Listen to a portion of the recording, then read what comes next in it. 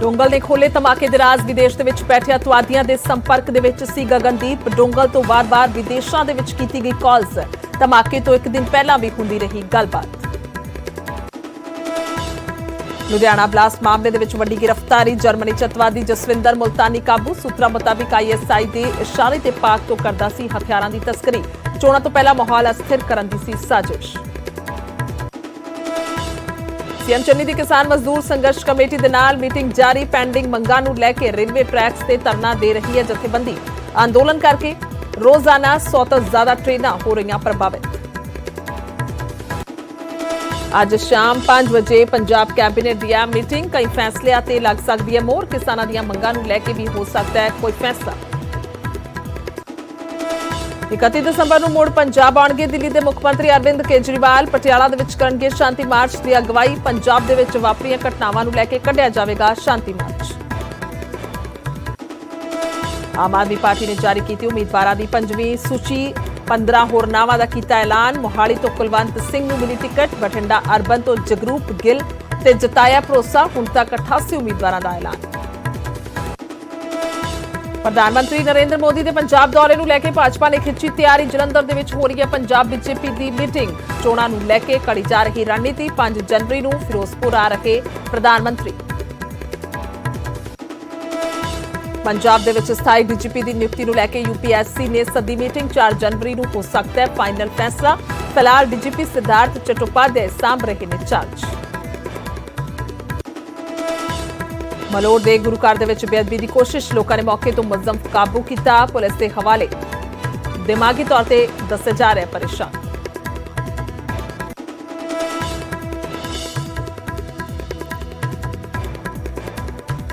ਅੱਜ ਹੋਵੇਗਾ ਹਰਿਆਣਾ ਕੈਬਨਿਟ ਦਾ ਵਿਸਤਾਰ। ਦੇਵੇਂਦਰ ਬਬਲੀ ਤੇ ਕਮਲ ਗੁਪਤਾ ਬਣਨਗੇ ਨਵੇਂ ਮੰਤਰੀ। ਸ਼ਾਮ 4 ਵਜੇ ਰਾਜ ਭਵਨ ਚ ਚੁਕਾਈ ਜਾਵੇਗੀ ਸਹੁੰ।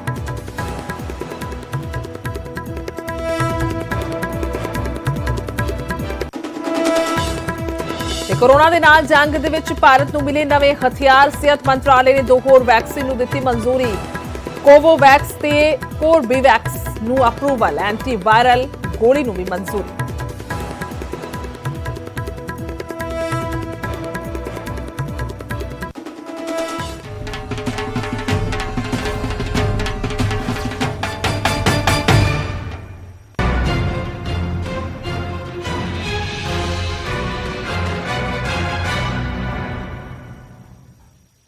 सत श्री अकाल। इस समय के बुलेटिन च स्वागत है। मैं तुहाडे नाल गुरजोत संधू। ते धमाके दे तार पाकिस्तान दे नाल जुड़दे हुए नजर आ रहे हैं। लुधियाना दे विच अजिहा बम ब्लास्ट होया जिस तों बाद कई तरह के वड्डे सवाल खड़े हुए हैं। ते शुरुआत इस खबर तो करदे हां। गगनदीप दे डोंगल तो वड्डे खुलासे हुए ने। गगनदीप दे विदेशी कनैक्शन का इत्थे पर्दाफाश हुंदा होया नजर आ रहा है। डोंगल तो विदेशी कॉल्स की जानकारी भी मिली है और जांच के दौरान की सामने आया मुल्तानी का नाम। डोंगल तो विदेश के विच कॉल्स कीतियां गईयां सन। 13 कॉल्स कीतियां गईयां ने। Dubai, Malaysia, Pakistan they which call कीते जाण दी जानकारी मिली है। इसे डोंगल के जरिए गगनदीप की शनाखत भी हुई सी और जिस तो बाद हुणे खुलासे भी हो रहे हैं कि विदेश के विच बैठे हुए लोकां दे नाल सीधे संपर्क ने और संपर्क जिहड़े ने ਵੱਖ-ਵੱਖ विदेशों दे विच ने। दुबई दे विच है, मलेशिया दे विच है, पाकिस्तान दे विच कॉल्स कीते गए ने और किस तो यह सारा सप्लाई हुंदा सी। एक पुलिस मसले नूं खंगालदी हुई नजर आ रही है कि आखिरकार किवें वो विस्फोटक जिहड़ा इत्थे मिलिया हैगा और किस दे जरिए उसनूं भेजिया गया सी और किथे-किथे ट्रेनिंग जिहड़ियां ने गगनदीप ने लईआं ने। और आखिरकार ज्यादा जानकारी के लिए साडे नाल शंकर आनंद ने मामले की कोख तक जाने। शंकर, अगर बात की जाए तो क्या कुछ आपके पास जानकारी, क्योंकि ये मामला बेहद ही संजीदा है। देखिए, लुधियाना बम ब्लास्ट मामले में गगनदीप की मौत हुई थी और गगनदीप को कहीं न कहीं कहा जा सकता है कि एक स्लीपर सेल के द्वारा उसको एक शंकर आवाज आ पा रही है थोड़े तक मेरी करने के साथ। जी जी ठीक है जी शंकर। जी जी जी जी देखिए, गगनदीप की जो मौत हुई थी उस बम ब्लास्ट हादसे में के दौरान हुई थी और गगनदीप को कहीं न कहीं स्लीपर सेल के द्वारा उसका ब्रेन वॉश किया गया था। उसके बाद वो जो एक हेड कांस्टेबल रह चुका है वो इस बम को प्लान करने के लिए लुधियाना स्थित कोर्ट में गया था और उसी दौरान जब वो बम को प्लान करने की कोशिश कर रहा था उसी दौरान गगनदीप उस हादसे का शिकार हुआ और उस ब्लास्ट में मारा गया। जब वो ब्लास्ट हुआ उस वक्त में उसके चित्रे चित्रे उड़ गया। उसके पास मौके पे जो एक डोंगल बरामद किया गया था, उसी डोंगल के लिहाज से, उसी डोंगल की पड़ताल की वजह से पूरा ये मामला खुला और उसके बाद ये पता चला कि उस मृतक का नाम गगनदीप है। और जब उसके बारे में जब पता किया गया तो पता चला कि उस डोंगल से कुछ मोबाइल कनेक्ट थे और उसी मोबाइल से लगातार पाकिस्तान बातचीत किया गया था। पाकिस्तान, दुबई, मलेशिया में लगातार बातचीत की गई थी और उसके बाद ये पूरा मामला सामने आया था। तो एक तरह से कह सकते हैं कि इस मामले में जिस तरह से पाकिस्तानी खुफिया एजेंसी ISI का जो भूमिका वो सामने आया, जिस तरह से इस मामले में ये भी जानकारी हुई कि किस तरह से इस मामले में लगातार विदेश में बातचीत की गई और सिख फॉर जस्टिस संस्था से जुड़ा हुआ जो कनेक्शन इस मामले में सामने आया था, जिस तरह से इस मामले में मुल्तानी के बारे में जानकारी मिली और उसके बाद इस मामले में केंद्रीय जांच एजेंसी NIA की जो भूमिका है वो भी इस मामले में काफी महत्वपूर्ण है। हालांकि NIA अभी तक इस केस को टेक ओवर नहीं किया है, लेकिन पंजाब पुलिस के साथ में लगातार संपर्क में बनी हुई है। और जिस तरह से मुल्तानी जर्मनी में छुपा हुआ था, उसके बाद भारतीय जांच एजेंसियों के द्वारा इस मामले की जानकारी जर्मनी को दी गई और जर्मनी पुलिस के द्वारा उस आरोपी को गिरफ्तार किया गया। तो इस मामले में कई ऐसे ड्रग तस्कर का भी जो कनेक्शन वो सामने आ रहा है जो पिछले काफी समय से जेल में बंद है और जेल में बंद रहने के दौरान ही उन लोगों से जो सिख फॉर जस्टिस के जो आतंकी हैं वो लगातार संपर्क में बने हुए हैं और वो आपस में जुड़ करके इस तरह के वारदात को अंजाम दिलाने की एक कोशिश में जुटे हुए हैं। तो एक तरह से पिछले कुछ समय पहले केंद्रीय खुफिया एजेंसी IB की एक रिपोर्ट आई थी जिसमें कि ये बताया गया था कि पंजाब के कई जो लोकल गैंगस्टर हैं उसका प्रयोग आतंकी संगठनों द्वारा किया जा रहा है। और इस मामले में ये भी जानकारी मिली थी कि उन लोकल गैंगस्टर का प्रयोग उसको बताया नहीं जा रहा है कि आपको करना क्या है, उसको सिर्फ ये बताया जा रहा है कि आपको किसे कत्ल करना है या उस मामले में किस तरह से एक पंजाब में मौजूदा स्तर पे वहां पर किस तरह से एक बड़े वारदात को अंजाम देना है। तो वो एक आपसी लड़ाई का मुद्दा बना करके उसको बता करके इस तरह के मामलों को वहां के स्थानीय गैंगस्टर का सहारा लिया जा रहा है। तो एक तरह से कह सकते हैं कि अभी इस मामले में कई बड़े खुलासे होने बाकी है और इस मामले की गंभीरता को देखते हुए केंद्रीय जांच एजेंसी औपचारिक तौर पर इस केस को टेक ओवर कर सकती है। हालांकि अभी तक इस मामले को टेक ओवर नहीं किया गया है, लेकिन केंद्रीय जांच एजेंसी NIA के अधिकारी लगातार इस मामले पर नजर बनाए हुए हैं और पंजाब पुलिस के द्वारा यानी कि लुधियाना पुलिस के द्वारा जो भी इस मामले की पड़ताल हो रही है, जो भी कार्रवाई हो रही है उस पर नजर बनाए हुए हैं और जल्दी इस मामले को औपचारिक तौर पर इस केस को रजिस्टर कर सकती है। जी बिल्कुल, बहुत सारे खुलासे हो सकते हैं वाकई शंकर। और थोड़े दिन पहले भी NIA की एजेंसियां जो हैं वो अलग अलग देशों में गई हैं, वहां पर भी जांच पड़ताल और कुछ जो संदिग्ध हैं उनसे भी बातचीत हो सकती है, इस तरह की भी जानकारी आई थी। यानी कि लगातार इस पर काम किया जा रहा है। दूसरे तरफ साडे नाल गुरदीप सिंह ने खन्ना तो जो आखिरकार उत्थे की कुछ तस्वीर हैगी है, किस तरह की जांच चल रही है, वो भी जानकारी लेने आ। गुरदीप, सब तो पहला तुहाडे कोल मुढली की जानकारी है, क्योंकि ये हुण मामला लुधियाना तक सिर्फ सीमित नहीं हैगा, ये मामला हुण पाकिस्तान, दुबई, मलेशिया और सारे देशों तक नजर आ रहा है। यानी कि एक बहुत बड़ा नेटवर्क है जिसकी इथों जड़ नजर आ रही है। जी बिल्कुल गुरजोत, न्यूज़ 18 ने पहले दिन तो ही ये खदशा जताया सी और सूत्रों के हवाले तो एक खबर दत्ती सी कि छोटा मामला नहीं है, एक गगनदीप तक ही सीमित नहीं है, मामला जिहड़ा है पाकिस्तान नाल भी जुड़िया होया हो सकता है। और ਉਹੀ ਗੱਲ सच निकल रही है। ਉਸੇ तरीके ਦੇ ਨਾਲ ਜਿਹੜੇ ਤਾਰ ਹੈਗੇ ਆ ਵਿਦੇਸ਼ਾਂ ਦੇ ਵਿੱਚ ਬੈਠੇ ਅੱਤਵਾਦੀਆਂ ਨਾਲ ਜੁੜੇ ਹੋਏ ਨੇ। ਤੁਸੀਂ ਦੇਖ ਲਓ ਹੁਣ ਸਿੱਖ ਫॉर ਜਸਟਿਸ ਦੇ ਤਾਰ ਇਸ ਦੇ ਨਾਲ ਜੁੜੇ ਨੇ, ISI ਦੇ ਤਾਰ ਇਸ ਦੇ ਨਾਲ ਜੁੜੇ ਨੇ। ਸਾਰਿਆਂ ਨਾਲੋਂ ਬੜੀ ਗੱਲ ਇਹ ਹੈ ਵੀ ਗਗਨਦੀਪ ਦੇ ਕੋਲ ਜਿਹੜੀ ਵਿਸਫੋਟਕ ਸਮੱਗਰੀ ਆਈ ਸੀ ਉਹ ਕਿੱਥੋਂ ਆਈ और की ਉਹਦੇ ਕੋਲ ਸਿਰਫ ਇੰਨਾ ਕੁ ਹੀ ਵਿਸਫੋਟਕ ਸੀ ਜਿਹੜਾ ਉਹਨੇ ਲੁਧਿਆਣਾ ਬੰਬ ਬਲਾਸਟ ਮਾਮਲੇ ਦੇ ਵਿੱਚ ਇਸਤੇਮਾਲ ਕੀਤਾ, ਕਿਤੇ ਹੋਰ ਲੋਕ ਤਾਂ ਨਹੀਂ ਇਸ ਦੇ ਨਾਲ ਜੁੜੇ ਹੋਏ, ਕਿਤੇ ਹੋਰ ਵਿਸਫੋਟਕ ਤਾਂ ਨਹੀਂ ਪਿਆ। ਕਿਉਂਕਿ ਪੰਜਾਬ ਦੇ ਵਿੱਚ ਚੋਣਾਂ ਨੂੰ ਦੇਖਦੇ ਹੋਏ ਪੰਜਾਬ ਦੇ ਵਿੱਚ ਮਾਹੌਲ ਖਰਾਬ ਕਰਨ ਦੀ ਸਾਜ਼ਿਸ਼ਾਂ ਜਿਹੜੀਆਂ ਹੈਗੀਆਂ ਉਹ ਵੱਖ-ਵੱਖ ਤਰੀਕੇ ਨਾਲ ਕੀਤੀਆਂ ਜਾਂਦੀਆਂ ਨੇ। ਉਹ ਜਿਸ ਤਰ੍ਹਾਂ ਨਾਲ ਗੱਲ ਪਹਿਲਾਂ ਵੀ ਦੱਸੀ ਗਈ ਹੈ ਵੀ ਕਿ ਗੈਂਗਸਟਰਸ ਨੂੰ ਯੂਜ਼ ਕੀਤਾ ਜਾ ਰਿਹਾ, ਨਸ਼ਾ ਤਸਕਰਾਂ ਨੂੰ ਯੂਜ਼ ਕੀਤਾ ਜਾ ਰਿਹਾ। ਗਗਨਦੀਪ ਜੇਲ੍ਹ ਦੇ ਵਿੱਚ ਰਿਹਾ ਤੇ ਜੇਲ੍ਹ ਦੇ ਵਿੱਚ ਨਸ਼ਾ ਤਸਕਰੀ ਦੇ ਮਾਮਲੇ ਦੇ ਵਿੱਚ ਹੀ ਗਿਆ ਸੀ ਅਤੇ ਪੰਜਾਬ ਪੁਲਿਸ ਦੀ ਜੌਬ ਤੋਂ ਉਸਨੂੰ ਬਰਖਾਸਤ ਕਰ ਦਿੱਤਾ ਗਿਆ ਸੀ। ਉਸ ਤੋਂ ਬਾਅਦ ਜੇਲ੍ਹ ਦੇ ਵਿੱਚ ਕਿਹਦੇ ਨਾਲ ਕਨੈਕਸ਼ਨ ਉਸਦੇ ਹੋ ਸਕਦੇ ਨੇ, ਇਸ ਚੀਜ਼ ਨੂੰ ਖੰਗਾਲਿਆ ਜਾ ਰਿਹਾ ਹੈ। ਜ਼ਮਾਨਤ ਤੇ ਆਉਣ ਤੋਂ ਬਾਅਦ ਜਿੰਨਾ ਚਿਰ ਉਹ ਬਾਹਰ ਰਿਹਾ ਕੜੀ ਦਰ ਕੜੀ ਜੋੜੀ ਜਾ ਰਹੀ ਹੈ, ਕੱਲੇ ਦਿਨ ਕੱਲੇ ਘੰਟੇ ਨੂੰ ਜੋੜ ਕੇ ਦੇਖਿਆ ਜਾ ਰਿਹਾ ਵੀ ਉਹ ਕਿੱਥੇ ਗਿਆ ਸੀ। ਕਿਤੇ ਉਸਨੂੰ ਟ੍ਰੇਨਿੰਗ ਦਿੱਤੀ ਗਈ ਸੀ, ਕਿਤੇ ਉਹਨੂੰ ਬੰਬ ਲਾਉਣ ਦੀ ਟ੍ਰੇਨਿੰਗ ਦਿੱਤੀ ਗਈ ਸੀ ਜਾਂ ਬੰਬ ਵਿਸਫੋਟ ਕਰਨ ਬਿਲਕੁਲ ਦੀ ਇਹ training ਬਹੁਤ ਸਾਰੇ ਦਿੱਤੀ ਸੀ, ਸਵਾਲ ਨੇ ਗੁਰਦੀਪ। ਜਾਂ ਇੱਕ ਹੋਰ ਸਵਾਲ ਜ਼ਰੂਰੀ ਹੈ ਤਾਂ ਕਿ ਸਮਾਂ ਖਤਮ ਹੋਣ ਤੋਂ ਪਹਿਲਾਂ ਉਸ ਸਵਾਲ ਜ਼ਰੂਰ ਲੈ ਲਿਆ ਜਾਵੇ ਤੁਹਾਡੇ ਤੋਂ ਕਿ ਹੁਣ ਜੋ ਸਲੀਪਰ ਸੈੱਲ ਨੇ ਉਹਨਾਂ ਦੀ ਜਾਣਕਾਰੀ ਆ ਰਹੀ ਹੈ ਕਿ ਸਲੀਪਰ ਸੈੱਲ ਬਣਾ ਦਿੱਤੇ ਗਏ ਨੇ ਪੰਜਾਬ ਦੇ ਵਿੱਚ, ਔਰ ਹੁਣ ਇਹ ਛੋਟੀ ਗੱਲ ਨਹੀਂ ਹੈ ਕਿ ਪੰਜਾਬ ਪੁਲਿਸ ਜਾਂ ਹੋਰ ਟੀਮਾਂ ਇਸ ਤੇ ਪੂਰਨ ਤੌਰ ਤੇ ਤਫਤੀਸ਼ ਕਰ ਰਹੀਆਂ ਨੇ, ਖਾਸ ਤੌਰ ਤੇ ਪੰਜਾਬ ਦੇ ਵਿੱਚ, ਤਾਂ ਕਿ ਅੱਗੇ ਹੋਣ ਚੋਣਾਂ ਤੋਂ ਪਹਿਲਾਂ ਕੋਈ ਹੋਰ ਘਟਨਾ ਨਾ ਹੋਵੇ। ਤੇ ਇੱਕ ਹੋਰ ਜਾਣਕਾਰੀ ਆਈ ਹੈ ਕਿ ਹੋ ਸਕਦਾ ਹੈ ਇਸ ਘਟਨਾ ਨੂੰ, ਇਸ ਸਾਰੇ ਮਾਮਲੇ ਨੂੰ ਟੇਕ ਓਵਰ ਕੇਂਦਰ ਦੀਆਂ ਏਜੰਸੀਆਂ ਕਰ ਲੈਣ। ਇਹ ਵੀ ਕਿਤੇ ਨਾ ਕਿਤੇ ਤੁਹਾਡੇ ਕੋਲ ਕੁਝ ਜਾਣਕਾਰੀ ਹੈ? ਜੀ ਬਿਲਕੁਲ, ਇਸ ਤੋਂ ਇਨਕਾਰ ਨਹੀਂ ਕੀਤਾ ਜਾ ਸਕਦਾ ਕਿਉਂਕਿ ਪੰਜਾਬ ਦੇ ਵਿੱਚ ਚੋਣਾਂ ਕਰਕੇ ਸਲੀਪਰ ਸੈੱਲ ਜਿਹੜੇ ਹੈਗੇ ਆ ਮਾਹੌਲ ਖਰਾਬ ਕਰਨ ਦੀ ਤਾਕ ਦੇ ਵਿੱਚ ਨੇ, ਕਿਉਂਕਿ ਗਗਨਦੀਪ ਨੂੰ ਬ੍ਰੇਨ ਵਾਸ਼ ਕਰਕੇ ਹੀ ਸਲੀਪਰ ਸੈੱਲ ਦੇ ਤੌਰ ਤੇ ਇਸਤੇਮਾਲ ਕੀਤਾ ਗਿਆ, ਕਿਉਂਕਿ ਗਗਨਦੀਪ ਇੱਕ ਇੰਟੈਲੀਜੈਂਟ ਆਫੀਸਰ ਸੀ, ਜਿਹੜੇ ਪੋਸਟ ਤੇ ਉਹ ਕੰਮ ਕਰਦਾ ਸੀ, ਬਹੁਤ ਵਧੀਆ ਤਰੀਕੇ ਨਾਲ ਕੰਮ ਕਰਦਾ ਸੀ ਔਰ ਇੰਟੈਲੀਜੈਂਟ ਮੰਨਿਆ ਜਾਂਦਾ ਸੀ ਉਹ ਥਾਣੇ ਦੇ ਵਿੱਚ। ਪਰ ਉਸ ਨੂੰ ਜੇਲ੍ਹ ਦੇ ਵਿੱਚ ਇਸ ਤਰੀਕੇ ਨਾਲ ਇਸਤੇਮਾਲ ਕਰਨਾ, ਕੋਈ ਇਸ ਤੋਂ ਇਹ ਨਹੀਂ ਮੁਕਰਿਆ ਜਾ ਸਕਦਾ ਕਿ ਸਲੀਪਰ ਸੈੱਲ ਇੱਥੇ ਐਕਟਿਵ ਨਹੀਂ ਹੈ। ਦੂਜੀ ਗੱਲ, ਸਿੱਖ ਫॉर ਜਸਟਿਸ ਦੀ ਜਿਹੜੀ ਕਾਲਸ ਹੈ, ਗੁਰਪੰਤ ਸਿੰਘ ਪੰਨੂ ਦੀਆਂ ਕਾਲਸ ਲਗਾਤਾਰ ਨੌਜਵਾਨਾਂ ਦੇ ਫੋਨ ਤੇ ਆ ਰਹੀਆਂ ਨੇ ਔਰ ਇਹ ਚੀਜ਼ਾਂ ਵੀ ਕਿਤੇ ਨਾ ਕਿਤੇ ਜਾਂਚ ਦੇ ਵਿੱਚ ਜੁਟੀਆਂ ਨੇ। ਇਸ ਤੋਂ ਬਾਅਦ ਜਿਹੜੀ ਹੈ ਜਾਂਚ ਅੱਗੇ ਵਧਦੀ ਜਾ ਰਹੀ ਹੈ। ਪੰਜਾਬ ਪੁਲਿਸ ਦੀ ਜਿਹੜੀ ਟੀਮ ਹੈ ਹਜੇ ਤੱਕ ਇਸ ਮਾਮਲੇ ਤੇ ਕੁਝ ਵੀ ਬੋਲਣ ਨੂੰ ਤਿਆਰ ਨਹੀਂ, ਕਿਉਂਕਿ ਜਾਂਚ ਚੱਲਦੀ ਹੈ, ਕੜੀ ਦਰ ਕੜੀ ਜੁੜ ਰਹੀ ਹੈ, ਉਹਨਾਂ ਨੇ ਹਰ ਇੱਕ ਪਹਿਲੂ ਤੇ ਜਾਂਚ ਕਰਨੀ ਹੈ। ਐਸੇ ਕਰਕੇ ਜਿਹੜੀਆਂ ਖੁਫੀਆ ਏਜੰਸੀਆਂ ਵੀ ਇਸ ਤੇ ਲੱਗੀਆਂ ਹੋਈਆਂ ਨੇ ਔਰ ਦੂਸਰੀ ਪੰਜਾਬ ਪੁਲਿਸ ਦੀ ਟੀਮਾਂ ਵੀ ਇਸ ਵਾਸਤੇ ਕੁਝ ਵੀ ਹਜੇ ਡਿਸਕਲੋਜ਼ ਕਰਨ ਨੂੰ ਤਿਆਰ ਨਹੀਂ ਹੈ। ਲਗਾਤਾਰ ਉਹਨਾਂ ਦੀ ਜਿਹੜੀ ਜਾਂਚ ਹੈ ਕੜੀ ਨੂੰ ਕੜੀ ਨਾਲ ਜੋੜ ਰਹੇ ਨੇ ਤਾਂ ਕਿ ਕੋਈ ਵੀ ਅਜਿਹਾ ਭਾਣਾ ਦੁਆਰਾ ਨਾ ਵਾਪਰੇ। ਇਸ ਦੇ ਵਿੱਚ ਜਿਹੜਾ ਲੁਧਿਆਣਾ ਬੰਬ ਬਲਾਸਟ ਮਾਮਲਾ ਸੀ, ਇਹ ਬਹੁਤ ਵੱਡਾ ਹੋ ਸਕਦਾ ਸੀ ਜੇਕਰ ਉੱਥੇ ਜਿਵੇਂ ਹਜੇ ਗਗਨਦੀਪ ਦੀ ਡੈਥ ਹੋਈ ਹੈ, ਇਹ ਵੱਡਾ ਧਮਾਕਾ ਵੀ ਹੋ ਸਕਦਾ ਸੀ। ਕਿਤੇ ਚੂਕ ਹੋਈ ਹੈ ਬਿਲਕੁਲ, ਔਰ ਬਹੁਤ ਸਾਰੀਆਂ ਜਾਨਾਂ ਵੀ ਜਾ ਸਕਦੀਆਂ ਸੀਗੀਆਂ, ਇਹ ਵੀ ਖਦਸ਼ਾ ਹੈਗਾ ਔਰ ਗਨੀਮਤ ਰਹੀ ਹੈ, ਬਚਾ ਰਿਹਾ ਕਿ ਅਜਿਹਾ ਕੁਝ ਨਹੀਂ ਹੋਇਆ।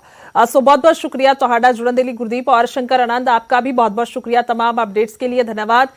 सो लगातार इस बड़ी खबर से जी जानकारी इकट्ठी की जा रही है कि आखिरकार हालांकि जिहड़ा है वो पंजाब पुलिस कोई भी या फिर एजेंसियां जिहड़ियां ने इस पूर्ण तौर पर अजे जनतक नहीं कर रही, क्योंकि सुभाविक तौर पर जांच जिहड़ी है उस दे नाल प्रभावित हो सकती है। सो इन्हां सब नूं वेखदे होए अपने तौर पर जिहड़ी जानकारी है वो जरूर सामने आ रही है कि किस तरह दे नाल मामले दे विच कनैक्शनस ने और डोंगल दे राही सारा खुलासा होया और इत्थे खदशा यह भी जताया जा रहा है कि इस तरह दे नाल कोई होर भी समग्री पंजाब दे विच हो सकती है विस्फोटक, और जेकर हुंदी है तो बहुत वड्डा चिंता का विषय। हालांकि पंजाब दे विच पहला ही हाई अलर्ट जारी किया होया पंजाब पुलिस ने और ਵੱਖ-ਵੱਖ ਥਾਈਂ चैकिंगां भी हो रही ने, पहलां दे नालों ज़्यादा अलर्टनैस भी नज़र आ रही है ज़्यादातर सरहदी इलाकों के विच। सो इस तो इलावा जेकर बाकी होर घटनावां नूं लैके गल की जाए उस नूं लैके भी हर कोई अपने पद्धर ते सुचेत है, पर यह ब्लास्ट जो सामने आया। सो लुधियाना ब्लास्ट मामले की ही गल कर रहे हैं तो पाकिस्तान कनैक्शन भी सामने आया। जर्मनी के विच अतवादी जसविंदर सिंह नूं गिरफ्तार किया गया। मुल्तानी जसविंदर सिंह मुल्तानी नूं गिरफ्तार किया गया। मुल्तानी ISI के इशारे ते काम कर रहा सी, जो सूत्रों के मुताबिक जानकारी आ रही है। चोणां तो पहला सूबे नूं अस्थिर करने की कोशिश साजिश रची गई है। SFJ दे नाल जुड़िया हुआ जसविंदर मुल्तानी का यह जो मसला है, यानी कि पाक तो विस्फोटक ते हथियार तस्करी दे विच शामिल सी। सीधे तौर पर जसविंदर सिंह मुल्तानी जो SFJ दे नाल जुड़िया हुआ है सिक्स फॉर जस्टिस, साफ तौर पर वड्डा मसला हुण बन चुके, एक छोटा पद्धर ते नहीं रहा है। हालांकि शुरुआती जांच की गल की जाए तो किते शक ही जाहिर किया जा रहा है कि हो सकता है गगनदीप ही इस मामले का जिहड़ा सारा साजिश करता होवे, उसके वालों सारा बंब लगाया गया होवे। सो उही सामने आया, उही तफ्तीश दे विच सामने आया। पर हुण सवाल इत्थे खड़ा होया सी कि आखिरकार इसका मुख्य सरगना कौन है, कौन उसनूं सप्लाई कर रहा सी, कौन उसनूं इशारा दे रहा सी, कौन उसनूं सारा कुछ दस रहा सी कि इस तरह दे नाल सारा कुछ करना है। सो फिलहाल तफ्तीश जिहड़ी कीती जा रही है ते हुण सूत्रां दे मुताबिक जो जानकारी आई है साडे तक इस तौर तक पहुंचा रहे हैं कि किस तरह दे नाल जर्मनी दे विच अतवादी जसविंदर सिंह मुल्तानी नूं गिरफ्तार कर लिया गया। और कौन है जसविंदर मुल्तानी पर वेख लेने। लुधियाना ब्लास्ट का मास्टरमाइंड दस्या जा रहा है। जेकर हाल तक की जानकारी की गल की जाए ISI दे नाल जुड़िया हुआ अतवादी है। इस तो इलावा SFJ दे गुरपतवंत पन्नू का करीबी दस्या जा रहा है जसविंदर मुल्तानी। सरहद पार हथियार तस्करी दे विच शामिल है, सरहद दे पारों हथियार तस्करी दे विच शामिल है। खालिस्तान का समर्थक अतवादी है, यानी कि खालिस्तान का समर्थक अतवादी है और खालिस्तानी लीडर हरदीप निज्जर, परमजीत पंमा, साबी सिंह, कुलवंत मुठड्डा दा करीबी है। तो साफ तौर पर यह पछाण अजे तक जसविंदर मुल्तानी की ਸਾਹਮਣੇ ਆਈ ਹੈ ਕਿ ਆਖਰਕਾਰ ਕੌਣ ਹੈ ਤੇ ਕਿਸ ਤਰ੍ਹਾਂ ਦੇ ਨਾਲ ਇਹ ਸਾਜ਼ਿਸ਼ ਜਿਹੜੀ ਰਚੀ ਗਈ ਹੈ। ਸਭ ਤੋਂ ਵੱਡੀ ਗੱਲ ਗੁਰਪਤਵੰਤ ਪੰਨੂ ਦਾ ਇਹ ਕਰੀਬੀ ਦੱਸਿਆ ਜਾ ਰਿਹਾ ਹੈ, ਯਾਨੀ ਕਿ ਕਿਸ ਤਰ੍ਹਾਂ ਦੇ ਨਾਲ ਵਿਦੇਸ਼ਾਂ ਦੇ ਵਿੱਚ ਬੈਠ ਕੇ ਇਹ ਲੋਕ ਪੰਜਾਬ ਦੇ ਵਿੱਚ ਚੋਣਾਂ ਤੋਂ ਪਹਿਲਾਂ ਮਾਹੌਲ ਖਰਾਬ ਕਰਨ ਨੂੰ ਲੈ ਕੇ ਕੋਸ਼ਿਸ਼ਾਂ ਕਰ ਰਹੇ ਨੇ। ਸਿੱਧਾ ਚੱਲਦੇ ਹਾਂ ਟਾਂਡਾ, ਸਾਡੇ ਨਾਲ ਦੀਪਕ ਬਹਿਲ ਨੇ ਪੱਤਰਕਾਰ। ਔਰ ਆਖਿਰਕਾਰ ਜੇਕਰ ਦੀਪਕ ਗੱਲ ਕੀਤੀ ਜਾਵੇ ਤਾਂ ਮਾਮਲੇ 'ਚ ਖੁਲਾਸੇ ਹੁੰਦੇ ਜਾ ਰਹੇ ਨੇ, ਇੱਕ ਤੋਂ ਬਾਅਦ ਇੱਕ ਕੜੀ ਜੁੜਦੀ ਜਾ ਰਹੀ ਹੈ। ਕਿਸ ਤਰ੍ਹਾਂ ਦੇ ਨਾਲ ਤਫਤੀਸ਼ ਹੁਣ ਤੱਕ ਸਾਹਮਣੇ ਆਈ ਹੈ, ਤੁਹਾਡੇ ਕੋਲ ਕੀ ਕੁਝ ਮੁੱਢਲੀ ਜਾਣਕਾਰੀ? ਗੁਰਜੋਤ, ਮੈਂ ਸਭ ਤੋਂ ਪਹਿਲਾਂ ਦੱਸਣਾ ਚਾਹਾਂਗਾ ਕਿ ਹੁਸ਼ਿਆਰਪੁਰ ਦੇ ਵਿੱਚ ਜਿਹੜਾ ਕਸਬਾ ਮੁਕੇਰੀਆਂ ਪੈਂਦਾ ਉਹਦੇ ਚ ਪਿੰਡ ਪੈਂਦਾ ਮਨਸੂਰਪੁਰ। ਜਸਵਿੰਦਰ ਸਿੰਘ ਮੁਲਤਾਨੀ ਜਿਹਦੇ ਕਿ ਲੁਧਿਆਣਾ ਬੰਬ ਬਲਾਸਟ ਦੇ ਨਾਲ ਇਸ ਵੇਲੇ ਤਾਰ ਜੁੜੇ ਹੋਏ ਨੇ ਔਰ ਜਿਹਦੀ ਇਸ ਵੇਲੇ ਜਰਮਨ ਦੇ ਵਿੱਚੋਂ ਗ੍ਰਿਫਤਾਰੀ ਜਿਹੜੀ ਹੈ NIA ਵੱਲੋਂ ਸੰਭਵ ਕਰ ਦਿੱਤੀ ਗਈ ਹੈ, ਪੁਸ਼ਟੀ ਕਰ ਦਿੱਤੀ ਗਈ ਹੈ ਕਿ ਜਰਮਨ ਪੁਲਿਸ ਵੱਲੋਂ ਜਿਹੜਾ ਜਸਵਿੰਦਰ ਸਿੰਘ ਮੁਲਤਾਨੀ ਨੂੰ ਇਸ ਬੰਬ ਬਲਾਸਟ ਦੇ ਆਰੋਪੀ ਵਜੋਂ ਨਾਮਜ਼ਦ ਕਰਕੇ ਉਸ ਨੂੰ ਜਲਦ ਹੀ ਭਾਰਤ ਦੇ ਵਿੱਚ ਲਿਆਇਆ ਜਾ ਰਿਹਾ। ਉਸੇ ਲੜੀ ਦੇ ਤਹਿਤ ਅੱਜ ਅਸੀਂ ਇਸ ਵੇਲੇ ਜਸਵਿੰਦਰ ਸਿੰਘ ਮੁਲਤਾਨੀ ਦੇ ਜੱਦੀ ਪਿੰਡ ਜਿਹੜਾ ਕਿ ਜੱਦੀ ਪਿੰਡ ਉਸ ਦਾ ਮਨਸੂਰਪੁਰ ਆ, ਉਸ ਦੇ ਘਰ ਦੇ ਬਾਹਰ ਹੈ। ਘਰ ਦੇ ਬਾਹਰ ਉਸ ਦਾ ਜਾਣਕਾਰੀ ਮਿਲ ਰਹੀ ਹੈ ਕਿ ਉਸ ਦੇ ਜਸਵਿੰਦਰ ਸਿੰਘ ਮੁਲਤਾਨੀ ਤੇ ਉਸ ਦਾ ਇੱਕ ਭਰਾ, ਦੋ ਭਰਾ ਸਨ ਇਹ, ਤੇ ਦੋਨੋਂ ਭਰਾ ਵਿਦੇਸ਼ ਵਿੱਚ ਰਹਿੰਦੇ ਸਨ। ਤੇ ਵਿਦੇਸ਼ ਵਿੱਚ ਰਹਿੰਦੇ ਦੇ ਚੱਲਦਿਆਂ ਜਸਵਿੰਦਰ ਸਿੰਘ ਮੁਲਤਾਨੀ ਜੋ ਕਿ ਜਿਸ ਦੇ ਤਾਰ ਜਿਹੜੇ ਆ ਇਸ ਦੇ ਨਾਲ ਜੁੜੇ ਹੋਏ ਆ, ਜਸਵਿੰਦਰ ਸਿੰਘ ਮੁਲਤਾਨੀ ਪਿਛਲੇ ਲੰਮੇ ਸਮੇਂ ਤੋਂ ਖਾਸ ਤੌਰ ਤੇ ਰੈਫਰੈਂਡਮ 2020 ਅਤੇ ਰੈਫਰੈਂਡਮ 2020 ਦੇ ਨਾਲ ISI ਨਾਲ ਜੁੜੀਆਂ ਕਈ ਗਤੀਵਿਧੀਆਂ ਦੇ ਵਿੱਚ ਵਾਂਟਡ ਸੀ, ਜਿਸ ਦੇ ਚੱਲਦਿਆਂ ਉਸਨੇ ਇੱਕ ਵੱਡਾ ਜਿਹੜਾ ਜੀ ਕਿੱਥੋਂ ਚੱਕ ਜੀ ਆਵਾਜ਼ ਆ ਪਾ ਰਹੀ ਹੈ ਦੀਪਕ, ਆਵਾਜ਼ ਸੁਣ ਪਾ ਰਹੇ ਹਾਂ ਤੁਹਾਡੀ ਜੀ।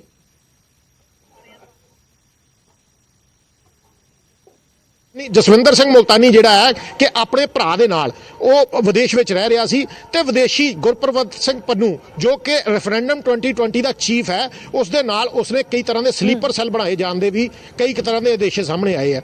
ਅੱਜ ਜਸਵਿੰਦਰ ਸਿੰਘ ਮੁਲਤਾਨੀ ਦਾ ਰਿਸ਼ਤੇਦਾਰ ਜਿਹੜੇ ਆ ਖਾਸ ਤੌਰ ਤੇ ਸਾਡੇ ਨਾਲ ਮੌਜੂਦ ਆ, ਅਸੀਂ ਉਹਨਾਂ ਕੋਲ ਜਾਣਨਾ ਚਾਹਾਂਗੇ ਜਸਵਿੰਦਰ ਸਿੰਘ ਮੁਲਤਾਨੀ ਦਾ ਪਿਛੋਕੜ ਕਿਸ ਤਰ੍ਹਾਂ ਦਾ ਰਿਹਾ ਤੇ ਕਿਸ ਤਰ੍ਹਾਂ ਜਸਵਿੰਦਰ ਸਿੰਘ ਮੁਲਤਾਨੀ ਨੇ ਇਸ ਸਾਰੇ ਕੰਮ ਨੂੰ ਅੰਜਾਮ ਦਿੱਤਾ ਅਤੇ ਉਹ ਕੀ ਇਸ ਸਾਰੀ ਗੱਲਬਾਤ ਤੋਂ ਜਾਣੂ ਹੈ ਕਿ ਨਹੀਂ ਹੈ।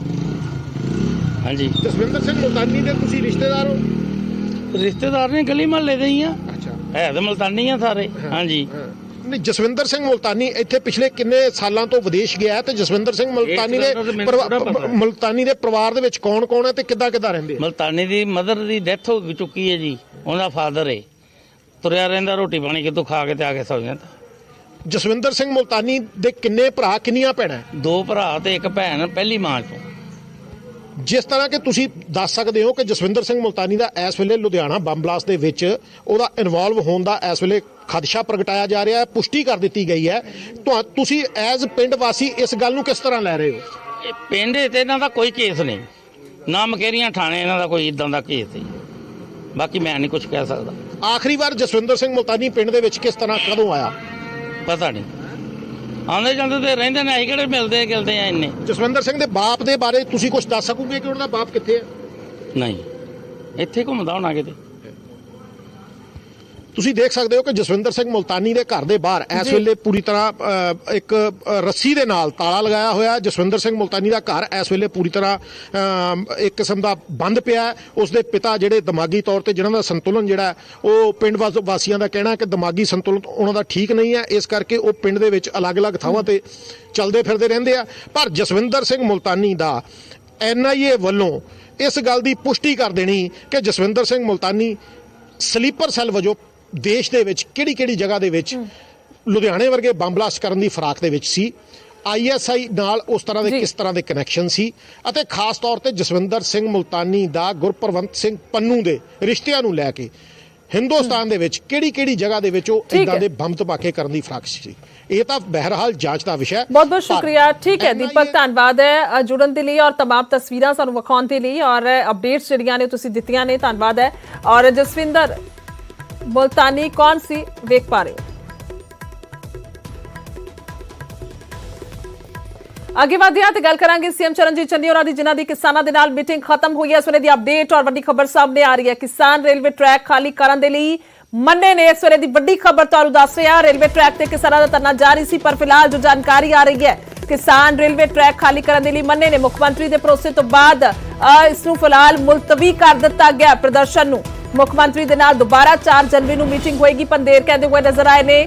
ਸਰਵ ਜਿੱਥੋਂ ਤੱਕ ਟਰੈਕ ਰੋਕਣ ਦਾ ਸਵਾਲ ਆ, ਉਹ ਪਹਿਲੋਂ ਜਿਹੜੀ 2.5 ਮਹੀਨੇ ਪਹਿਲੋਂ ਮੀਟਿੰਗ ਹੋਈ ਸੀ ਉਹ ਚ ਸਾਰੇ ਗੱਲਾਂ ਦੇ ਭਰੋਸੇ ਦਿੱਤੇ ਸੀ।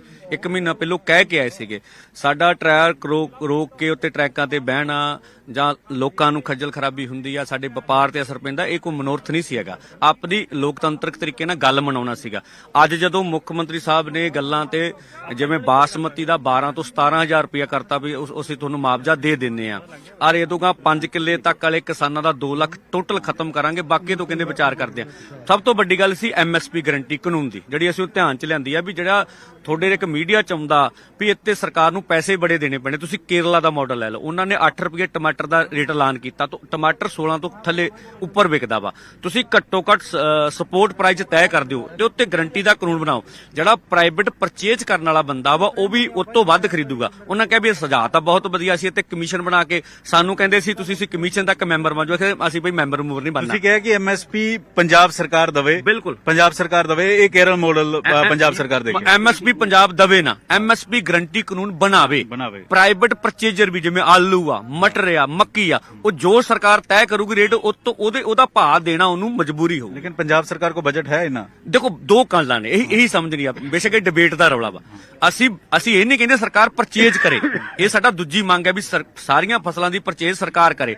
ਉਹ ਕਣਕ ਝੋਨਾ ਸੈਂਟਰ ਕਰਦਾ। ਅਸੀਂ ਕਹਿੰਦੇ ਵੀ MSP ਗਰੰਟੀ ਕਾਨੂੰਨ ਬਣਾ ਦਿਓ, ਜਿਹੜਾ ਪ੍ਰਾਈਵੇਟ ਪਰਚੇਜਰ ਆ, ਚਾਹੇ ਉਹ ਮਟਰ ਖਰੀਦਦਾ, ਗੋਭੀ ਖਰੀਦਦਾ, ਆਲੂ ਖਰੀਦਦਾ, ਉਹ ਉਹਦੇ ਤੋਂ ਤਾਂ ਖਰੀਦੂਗਾ। ਸਰਕਾਰ ਦਾ ਹੁਣ ਕੀ ਕਹਿਣਾ? ਉਹ ਕਹਿੰਦੀ ਅਸੀਂ ਕਮਿਸ਼ਨ ਬਣਾ ਕੇ ਤੁਹਾਡਾ ਸੁਝਾਅ ਬੜਾ ਵਧੀਆ, ਜੇ ਸਾਡਾ ਕੁਝ ਲੱਗਦਾ ਨਹੀਂ ਤਾਂ ਇੱਥੇ ਅਸੀਂ ਤੁਹਾਡੇ ਨਾਲ ਮੀਟਿੰਗ ਕਰਕੇ ਇੱਥੇ ਕਦਮ ਚੱਕਾਂਗੇ। ਅਗਲੀ ਮੀਟਿੰਗ ਹੁਣ 4 ਤਰੀਕ ਨੂੰ ਬੁਲਾਈ। ਹਾਂ 4 ਤਰੀਕ ਨੂੰ ਸੀਐਮ ਸਾਹਿਬ ਨੇ ਜਿਹੜੀ PC ਆਪਣੀ ਕੀਤੀ ਹੈ ਸਰਕਾਰੀ ਮੋਬਾਈਲ ਤੇ, ਉੱਥੇ ਵੀ ਉਹਨਾਂ ਗੱਲਾਂ ਕਹੀਆਂ ਹੋਈਆਂ ਨੇ। ਹੁਣ ਤੁਸੀਂ ਅੱਜ ਵਾਪਸ ਆ ਕੇ ਟਰੈਕ ਖਾਲੀ ਕਰ ਰਹੇ ਹੋ, ਰੇਲਵੇ ਟਰੈਕ, ਕਿਉਂਕਿ ਸੈਂਕੜਾ ਟ੍ਰੇਨਾਂ ਜਿਹੜੀਆਂ ਨੇ ਉਹ ਕੈਂਸਲ ਹੋ ਚੁੱਕੀਆਂ, ਰੱਦ ਹੋ ਚੁੱਕੀਆਂ ਨੇ। ਤੁਸੀਂ ਟਰੈਕ ਖਾਲੀ ਕਰ ਰਹੇ ਹੋ। ਹਾਂ ਦੇਖੋ ਪਬਲਿਕ ਇੰਡਸਟਰੀ ਸਾਡਾ ਰੇਲ ਰੋਕੋ ਸੀਗਾ, ਅਸੀਂ ਉਹਨੂੰ ਅਗਲੀ ਮੀਟਿੰਗ ਤੱਕ ਪੋਸਟਪੋਨ ਕਰਾਂਗੇ। ਬਾਕੀ ਸੂਬਾ ਕਮੇਟੀ ਫੈਸਲਾ ਕਰੂਗੀ, ਜੇ ਮੰਗਾਂ ਦਾ ਹੱਲ ਨਹੀਂ ਹੁੰਦਾ ਤਾਂ ਅੱਗੇ ਕੀ ਕਰਨਾ ਹੈ। ਤੁਸੀਂ ਸੰਤੁਸ਼ਟ ਹੋ ਅੱਜ ਮੁੱਖ ਮੰਤਰੀ ਦੀ ਇਸ ਮੀਟਿੰਗ? ਦੇਖੋ ਸੰਤੁਸ਼ਟ ਨੂੰ ਤੁਹਾਨੂੰ ਪਤਾ ਕਿਹੜਾ ਹੁੰਦਾ ਵਾ, ਜੋ ਮਿਲ ਗਿਆ ਉਹ ਠੀਕ ਹੈ, ਜਿਹੜਾ ਨਹੀਂ ਮਿਲੂਗਾ ਅੱਗੇ ਸੰਘਰਸ਼ ਕਰਾਂਗੇ। ਦੂਸਰਾ, ਪ੍ਰਧਾਨ ਮੰਤਰੀ ਪਹੁੰਚ ਰਹੇ ਹੈ 5 ਤਰੀਕ ਨੂੰ, ਕਿਸ ਤਰੀਕੇ ਦੇ ਨਾਲ ਦੇਖਦੇ ਹੋ? ਉਮੀਦ ਹੈ ਕਿ ਕੋਈ ਵੱਡਾ ਐਲਾਨ ਕਿਸਾਨਾਂ ਲਈ ਹੋਏਗਾ, ਕੋਈ ਕਰਜ਼ ਮਾਫੀ ਨੂੰ ਲੈ ਕੇ, ਜਾਂ ਕਿ ਕਿਸ ਤਰੀਕੇ ਨਾਲ ਤੁਹਾਡੀ ਕੀ ਉਲੀ? ਦੇਖੋ ਹਾਕਮਾਂ ਦੀ ਨੀਤੀ ਤਾਂ ਇੱਕੋ ਜੀ ਹੁੰਦੀ ਆ। ਚਲੋ ਇਲੈਕਸ਼ਨਾਂ ਆਈਆਂ, ਉਹਨਾਂ ਨੂੰ ਦੇਖ ਕੇ ਕੋਈ ਕਰ ਦੇਣ, ਠੀਕ ਆ, ਕੋਣਾ ਤੇ ਚਾਹੀਦਾ, ਪਰ ਜੋ ਜਿਸ ਕਿਸਮ ਦੀਆਂ ਗਲੋਬਲਾਈਜੇਸ਼ਨ ਦੀਆਂ ਨੀਤੀਆਂ ਵਾਲੀ ਆਸਤਾ ਹੈ ਨਹੀਂ। ਦੇਖਦੇ ਆ ਕੀ ਹੁੰਦਾ। ਇੱਕ ਤੁਹਾਡੇ ਸਾਥੀਆਂ ਨੇ ਹੁਣ ਜਿਹੜਾ ਵਾ ਨਵੀਂ ਪਾਰਟੀ ਬਣਾ ਲਈ, ਚੋਣਾਂ ਲੜਨ ਦਾ ਐਲਾਨ ਕਰਤਾ। ਤੁਸੀਂ ਵੀ ਚੋਣਾਂ ਲੜੋਗੇ? ਤੁਹਾਡੀ ਪਾਰਟੀ ਅਗਰ ਚੋਣਾਂ ਨਹੀਂ ਲੜੇਗੀ ਤਾਂ ਫਿਰ ਕੀ ਤੁਸੀਂ ਉਹਨਾਂ ਦਾ ਵਿਰੋਧ ਕਰੋਗੇ? ਤੁਹਾਡੀ ਕੀ ਰਣਨੀਤੀ ਹੋਏਗੀ ਜਦੋਂ ਨਵਾਂ ਸੰਯੁਕਤ ਸਮਾਜ ਮੋਰਚਾ ਬਣਿਆ? ਦੇਖੋ ਸਿੱਧਮ ਤੌਰ ਤੇ ਨਾ ਉਹਨਾਂ ਦੀ ਹਮਾਇਤ ਕਰਦੇ ਆ ਨਾ ਵਿਰੋਧ ਕਰਦੇ ਆ। ਕਿਸੇ ਮੁੱਦੇ ਤੇ ਸਾਡੀ ਜਥੇਬੰਦੀ ਦੀ ਵਿਆਖਿਆ ਵਿਚਾਰ ਨੇ। ਉਹ ਕਹਿੰਦੇ, ਸਾਡੇ ਭਰਾ ਕਹਿੰਦੇ ਵੀ ਇਲੈਕਸ਼ਨ ਲੜ ਕੇ ਅਸੀਂ ਲੋਕਾਂ ਦਾ ਭਲਾ ਕਰ ਸਕਦੇ। ਸਾਡਾ ਮੰਨਣਾ ਵੀ ਐ ਭਲਾ ਨਹੀਂ ਹੋ ਸਕਦਾ, ਪਿਛਲੇ ਤਜਰਬੇ ਫੇਲ ਹੋਏ ਆ। ਅਸੀਂ ਪ੍ਰੈਸ਼ਰ ਗਰੁੱਪ ਵਜੋਂ ਕੰਮ ਕਰਦੇ ਸੀ, ਅੱਗੇ ਵੀ ਪ੍ਰੈਸ਼ਰ ਗਰੁੱਪ ਵਜੋਂ ਕੰਮ ਕਰ ਦਾਂਗੇ। ਜਿਵੇਂ ਦਿੱਲੀ 'ਚ ਅਸੀਂ ਸਾਰਿਆਂ ਨੇ ਰਲ ਕੇ ਪ੍ਰੈਸ਼ਰ ਗਰੁੱਪ ਵਜੋਂ ਮਸਲੇ ਹੱਲ ਕਰਾਏ, ਤੇ ਅੱਗੇ ਮਸਲੇ ਵੀ ਹੱਲ ਕਰਾਏ ਜਾਗੇ। ਸਾਡੀ ਇੱਥੇ ਵਿਆਖਿਆ ਇਹ ਆ। ਨਹੀਂ, ਤੁਸੀਂ ਚੋਣਾਂ ਨਹੀਂ ਲੜਨੀਆਂ, ਤੁਸੀਂ ਉਹਨਾਂ ਨੂੰ ਹਮਾਇਤ ਦੇਣੀ ਹੈ, ਜਾਂ ਤੁਸੀਂ ਕੀ ਕਰਨਾ? ਤੁਸੀਂ ਨਾ ਅਸੀਂ ਉਹਨਾਂ ਨੂੰ ਹਮਾਇਤ ਦੇਾਂਗੇ, ਨਾ ਖੁਦ ਚੋਣਾਂ ਲੜਾਂਗੇ। ਉਹਨਾਂ ਦੇ ਫੈਸਲੇ ਨੂੰ ਕਿਵੇਂ ਦੇਖਦੇ ਹੋ ਤੁਸੀਂ? ਦੇਖੀ, ਮੈਨੂੰ ਲੱਗਦਾ ਵੀ ਇਹ ਲਹਿਰ ਲਈ ਠੀਕ ਨਹੀਂ ਹੈਗਾ, ਸਾਡਾ ਮੰਨਣਾ ਇਹ ਠੀਕ ਨਹੀਂ। ਤੇ ਠੀਕ ਹੈ, ਮੁੱਖ ਮੰਤਰੀ ਨਾਲ ਮੀਟਿੰਗ ਖਤਮ ਹੋਈ। ਮੀਟਿੰਗ ਤੋਂ ਬਾਅਦ ਪੰਦੇਰ ਹੋਰੀ ਨਿਊਜ਼ 18 ਤੇ ਜੁੜੇ, ਉਹਨਾਂ ਨੇ तमाम ਸਵਾਲਾਂ ਦੇ ਜਵਾਬ ਦਿੱਤੇ, ਔਰ ਸਾਫ਼ ਤੌਰ ਤੇ ਕਿਹਾ ਕਿ 4 ਤਰੀਕ ਤੱਕ ਹੁਣ ਜਿਹੜੇ ਟਰੈਕ ਤੇ ਉੱਤੇ ਧਰਨਾ ਦੇ ਰਹੇ ਸੀਗੇ ਉਹ ਧਰਨੇ ਖਤਮ ਕੀਤੇ ਜਾਣਗੇ। 4 ਤਰੀਕ ਮੁੱਖ ਮੰਤਰੀ ਨਾਲ ਦੁਬਾਰਾ ਮੀਟਿੰਗ ਹੈ, ਔਰ ਉਸ ਮੀਟਿੰਗ ਤੋਂ ਬਾਅਦ ਤੈਅ ਹੋਏਗਾ ਕਿ ਅੱਗੋਂ ਧਰਨੇ ਲਗਾਣੇ ਨੇ ਜਾਂ ਨਹੀਂ ਲਗਾਣੇ ਨੇ। ਲੇਕਿਨ ਮੁੱਖ ਮੰਤਰੀ ਨੇ ਕੁਝ ਗੱਲਾਂ ਤੇ ਭਰੋਸਾ ਦਿੱਤਾ ਹੋਇਆ, ਔਰ ਉਹਨਾਂ ਗੱਲਾਂ ਤੋਂ ਬਾਅਦ ਹੁਣ ਪੰਦੇਰ ਹੋਰੀ ਟਰੈਕ ਖਾਲੀ ਕਰਨ ਦਾ ਜ਼ਿਕਰ 4 ਤਰੀਕ ਤੱਕ ਕਰ ਰਹੇ ਨੇ। ਠੀਕ ਹੈ ਪੰਕਜ, ਸ਼ੁਕਰੀਆ ਬਹੁਤ-ਬਹੁਤ तमाम ਅਪਡੇਟਸ ਦੇ ਲਈ। ਧੰਨਵਾਦ ਹੈ ਜੁੜਨ ਦੇ ਲਈ, ਔਰ ਫਿਰ ਤੋਂ ਅਪਡੇਟਸ ਲੈਂਦੇ ਰਵਾਂਗੇ। ਫਿਲਹਾਲ ਇੱਥੇ ਇੱਕ ਛੋਟਾ ਜਿਹਾ ਬ੍ਰੇਕ ਲੈਣੇ।